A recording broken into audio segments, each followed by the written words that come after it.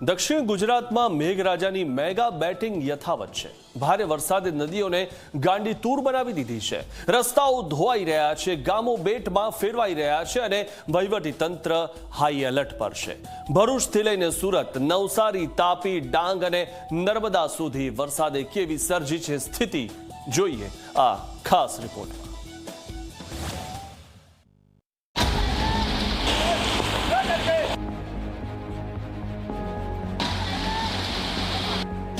દક્ષિણ ગુજરાતમાં મેઘરાજાનું રૌદ્ર સ્વરૂપ જોવા મળી રહ્યું છે। સતત વરસાદના કારણે નદીઓ બંને કાંઠે વહી રહી છે, માર્ગો પાણીમાં ગરકાવ છે અને જનજીવન પર સીધી અસર જોવા મળી રહી છે। ભરૂચ જિલ્લાના અંકલેશ્વર હાંસોટને જોડતા મુખ્ય હાઈવે આમલાખાડી ઓવરફ્લો થતાં બંધ કરી દેવામાં આવ્યો છે। બુલેટ ટ્રેન પ્રોજેક્ટ માટે બનાવવામાં આવેલો કામચલાઉ વૈકલ્પિક માર્ગ પણ ધોવાઈ ગયો છે અને હાલ માત્ર નાના વાહનો માટે કામચલાઉ બ્રિજ શરૂ કરવામાં આવ્યો, જ્યારે એસટી બસ સહિત તમામ ભારે વાહનોને 10 થી 15 કિલોમીટરનો વધારાનો ચક્કર મારવાની ફરજ પડી રહી છે। ભરૂચમાં ગતરોજ સાંજે કારા દિબાંગ વાદળો સાથે વરસાદે રમઝટ બોલાવી હતી।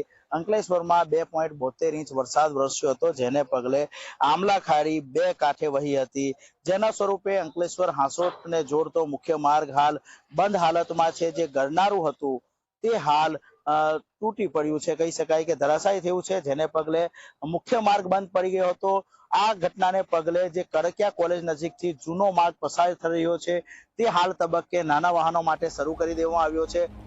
વાલિયા તાલુકાનું સિલુડી ગામ ભારે વરસાદ બાદ બેટમાં ફેરવાઈ ગયું। કોતરના પાણી ઘરોમાં ઘૂસી જતા 50 જેટલા લોકોને સલામત સ્થળે ખસેડવામાં આવ્યા છે। એક મકાનમાં ભૂવો પડ્યો તો શાળાના ફળિયામાં 2 મકાનોની દિવાલ ધરાશયી થઈ હતી। 7 લોકોનો આબાદ બચાવ થતા મોટી દુર્ઘટના ટળી હતી। આજ રોજ અતિ ભારે વરસાદ આવવાથી સિલુડી ગામે લગભગ અંદાજિત 10 થી 15 મકાનો ધરાશાયી થયા છે। ગરીબ આદિવાસીઓ જે બિચારા મજૂરી કરી પોતાનું ગુજરાન ચલાવે એવા લોકોના ઘરો પડી ગયા અને ઘર વખરી સામાન તમામ બધો તણાઈ ગયો છે। અમારા ઘરમાં વરસાદ પડતા આટલો બધું પાણી વધારે ભરાઈ જતા અમે પાણી કાઢતા સામાન અડધો આમ મૂકે કે તેમ મૂકે એમ સમજ ના પડતા પાણી કાઢવા જતા અડધી દિવાલ તૂટી પડતા દાદીને બચાવીએ કે પછી અમે સામાન આમ તેમ લઈ જઈએ। અતિભારે વરસાદની આગાહીને ધ્યાનમાં રાખીને અંકલેશ્વરની તમામ શાળાઓ બંધ રાખવાનો નિર્ણય લેવામાં આવ્યો। બીજી તરફ તાપીના ડોલવણમાં પદમ ડુંગરી સ્ટેટ હાઈવેનો એપ્રોચ ધોવાઈ જતા 5 થી 6 ગામોનો વાહન વ્યવહાર પ્રભાવિત થયો છે। જોકે સોનગઢનો ચીમેર ધોધ સક્રિય થતા કુદરત પ્રેમીઓ માટે મનમોહક દ્રશ્યો સર્જાયા।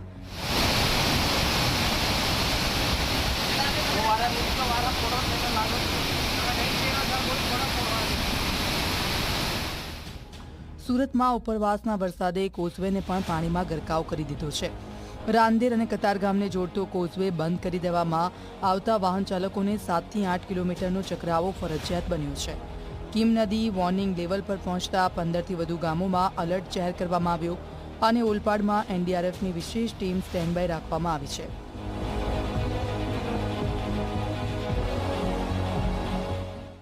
एनडीआरएफ टीम के पास जरूरत के हिसाब से सभी प्रकार के संसाधन लाइफ सेविंग इक्विपमेंट है, जैसे life boy, life jacket, boat, OBM, life line या कटिंग इक्विपमेंट। एनडीआरएफ की टीम जब भी सूचना मिलती है स्थानीय प्रशासन के द्वारा तो तुरंत वहां पे जल्दी से जल्दी पहुंचने की कोशिश करेगी और लोगों को इवैक्यूएशन और रेस्क्यू करने का कार्य करेगी।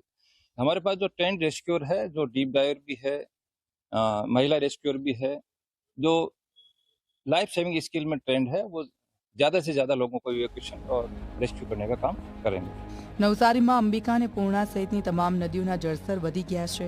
બિલીમોરાના નીચાણવાળા વિસ્તારોમાં પાણી ભરાઈ ગયા હતા, જો કે પાણી ઓસરતા હાલ રાહત મળી છે। પૂર્ણા નદી ભયજનક સપાટીએ પહોંચ્યા બાદ પ્રશાસન સતત નજર રાખી રહ્યું છે। નવસારી અને ઉપરવાસના જિલ્લાઓમાં ગતરોજ પડેલા ભારે વરસાદને કારણે નવસારી જિલ્લાની લોકમાતાઓમાં જળસ્તર વધ્યા હતા અને પૂરની સ્થિતિ બની હતી।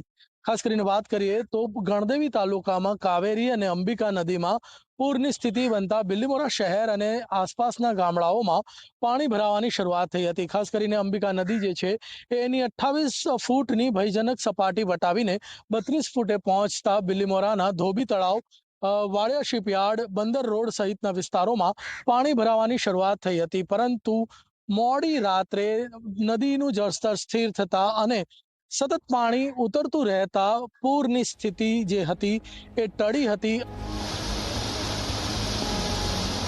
ડાંગ જિલ્લામાં ભારે વરસાદને પગલે નદી, ધોધ, ચેકડેમ અને જળાશયોમાં પ્રવેશ પર પ્રતિબંધ મૂકવામાં આવ્યો છે, જ્યારે ઉપરવાસમાંથી પાણીની સતત આવકને કારણે નર્મદા ડેમમાં જળસ્તરમાં વધારો નોંધાયો છે।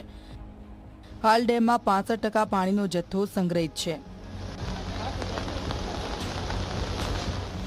દક્ષિણ ગુજરાતમાં વરસાદે એક તરફ કુદરતને જીવંત બનાવી છે તો બીજી તરફ જનજીવન માટે પડકારો પણ ઊભા કર્યા છે।